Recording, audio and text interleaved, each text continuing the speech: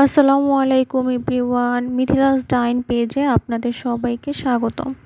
আজকে আমি আপনাদের সাথে শেয়ার করব হচ্ছে চিকেন ফ্রাই, চিকেন বল রেসিপি না আসলে কিভাবে হচ্ছে ডিপ ফ্রিজে সংরক্ষণ করে রাখা এগুলা হচ্ছে ভেজে নেবেন, যেটা খেতে হচ্ছে পুরো আগের মতোই লাগবে।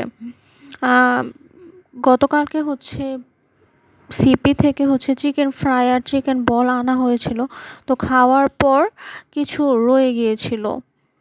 এখন হচ্ছে এগুলো আমি ফ্রিজ থেকে বের করে নর্মাল টেম্পারেচারে হচ্ছে 30 থেকে 45 মিনিট পর্যন্ত রেখে দিয়েছি।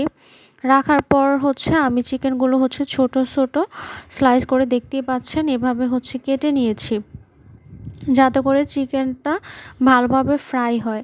আর ডিপ ফ্রিজে রাখার কারণে তো দেখা গেছে এগুলো অনেক শক্ত হয়ে যায়, আর হচ্ছে পরে ফ্রাই করলেও আর আগের মতো লাগে না। কিন্তু এভাবে যদি করেন দেখবেন যে আবার আগের মতোই হয়ে যায় আর খেতেও অনেক মজা লাগে।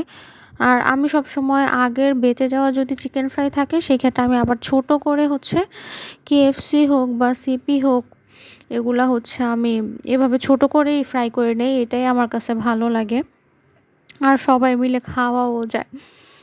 তো এখন হচ্ছে আমি চিকেনগুলো ভালোভাবে প্রথমে হচ্ছে তেলটা হচ্ছে খুব ভালোভাবে গরম করে নিতে হবে। একদম যখন খুব হিট হয়ে যাবে তার মধ্যে হচ্ছে আমি চিকেনগুলো দিয়ে ফ্রাই করে নিয়েছি। আর এখানে তারপর হচ্ছে দিয়েছি হচ্ছে চিকেন বলগুলো, এগুলোও আমি কিছুক্ষণ ভেজে নিয়েছি। তো ভাজা শেষ। তো আপনাদের সাথে এটা শেয়ার করলাম যে আপনারাও চাইলে কিন্তু এভাবে করে দেখতে পারেন। আশা করি যে ভালো একটা রেজাল্ট পাবেন। আর আমার টিপসটি যদি ভালো লেগে থাকে তাহলে অবশ্যই হচ্ছে আমার চ্যানেলে একটা ফলো দিয়ে দিবেন। আল্লাহ হাফেজ।